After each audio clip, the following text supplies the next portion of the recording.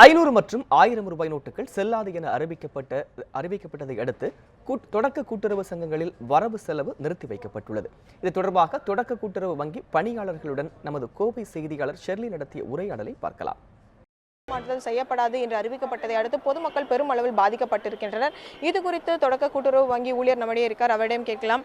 வணக்கம்மா, இந்த பணம் உங்களுடைய வங்கிகளுக்கு வழங்கப்படாதன் காரணமாக என்ன மாதிரியான பாதிப்புகளை சந்திக்கிறீங்கம்மா? ஒரு படிப்பறிவு இல்லாத மக்கள் ஒரு தேசிய கூட்டுறவு வங்கியை நாட தெரியாமல் எங்களிடம் ஒரு 1000 2000 பணம் போட்டுள்ளார்கள். இன்று அவர்களுக்கு ஒரு அரிசி வாங்க கூட பணம் இல்லை. வந்து ஒரு 300 கேட்கிறார்கள். அந்த 300 கொடுக்க கூட எங்களிடம் கொடுக்க பணம் இல்லை. அது கேரள மாநிலங்களிலெல்லாம் இது போன்ற பிரச்சனைகள் இல்லை.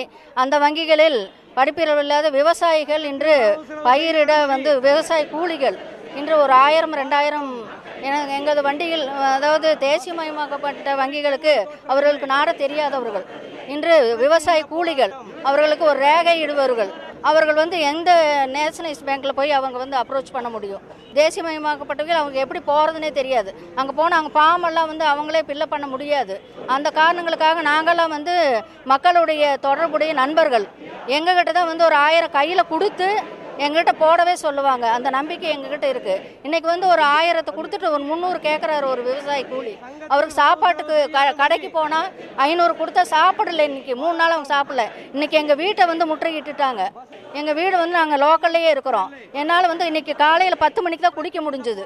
ஏன்னு கேட்டிங்கன்னா அவங்களுக்கு காப்பி கொடுத்து அவங்கள வரவேற்று அவங்கள விட நான் கோபமாக பேச முடியாது.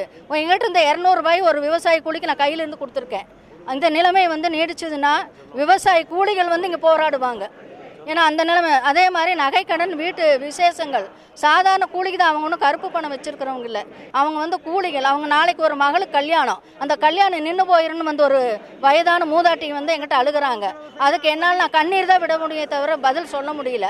என்கிட்ட நான் 200 300 கொடுக்கலாம், நகையை கொடுக்க முடியுமா? அந்த கல்யாணத்தை நான் நடத்த முடியுமா? இந்த சூழ்நிலையில் நாங்கள் ரொம்ப சிரமப்பட்டிருக்கிறோம். இன்றைக்கி எங்கள் வீட்டில் முற்றுகிட்டுட்டாங்க. அவங்கள அன்பாக பேசி அவங்களுக்கு காப்பி கொடுத்து எங்கிட்ட இருக்கிற ஒரு மூதாட்டிக்கு 200 ரூபாய் கொடுத்து தான் அனுப்பிச்சிருக்கிறேன். இப்போ தற்போது இதை சார்ந்து இருக்கக்கூடிய, அதாவது ரேஷன் கடைகள் போன்றவற்றிலும் ஏதாவது பாதிப்பு ஏற்படுமா இந்த வங்கிகள் பணம் வழங்காததை அடுத்து? நீடித்தால், இது தொடர்ந்து நீடித்தால் கட்டாயம் உணவுப் பொருட்கள் வாங்க கூட மக்களிடம் எத்தனை நாளைக்கு 100 ரூபாய் வச்சுருப்பாங்க? அவங்க கைகளில் எத்தனை நாள் வச்சுருப்பாங்க? இருக்கிறத வச்சு இன்றைக்கி வாங்குவாங்க. இதே நிலைமை ரொம்ப நாள் நீடித்ததுன்னா நியாய விலை கடைகளில் ரேஷன் பொருள் கூட அவங்களால வாங்க முடியாத சூழ்நிலை நிச்சயமாக உருவாகலாம். உங்களோட கோரிக்கை என்னவா இருக்குமா? நீங்கள் பிரதானமாக வைக்கக்கூடிய கோரிக்கை என்ன? எங்களுக்கு நாங்கள் டெபாசிட் வாங்க விரும்பலை. எங்களுக்கு டெபாசிட் வேணுங்கடா. போட்ட பணத்தை, அதாவது விவசாய கூலிகள் போட்ட 2000 1000 அது கூட எங்களால் திருப்ப கொடுக்காத சூழ்நிலையில் நாங்கள் இருக்கிறோம். இதை எங்களுக்கு எவ்வளோ சீக்கிரம் பணத்தை கொடுத்து அந்த விவசாயிகள் இன்றைக்கி ஒரு 100 பேர் எங்கள் பேங்க் முன்னால் இருந்தாங்க. போலீஸ் தான் அவங்கள அனுப்பிச்சி விட்டுட்டு நான் இங்கே வந்திருக்கேன். ஏன்னா எங்கள் வீடு அருகாமையில் இருக்கிறனால எல்லாரும் நாங்கள் அந்த லோக்கலில் தான் குடியிருக்கிற சூழ்நிலை. அனைத்து மக்களும் எங்கள் வீட்டு முன்னால் இன்றைக்கி முற்றுகிட்டாங்க. அதனால் இந்த சூழ்நிலை நீடிச்சதுன்னா மக்கள் பொங்கி எழுவாங்க. அதனால் எங்கள் வங்கிகள் மோசமான நிலைக்கு தள்ளப்படும்னு நான் கேட்டுக்கொள்கிறேன்.